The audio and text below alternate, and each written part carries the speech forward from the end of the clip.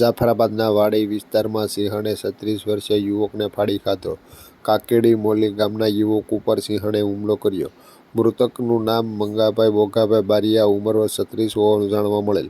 જાફરાબાદ તેમજ Jasadhar range one વિભાગની team અને નાગેશ્રી પોલીસ ઘટના સ્થળે પહોંચી વન વિભાગની ટીમે સિંહણને પકડવા કવાયત હાથ ધરી. મૃતકને પીએમ અર્થે ઉના હોસ્પિટલ ખાતે ખસેડવામાં આવ્યા.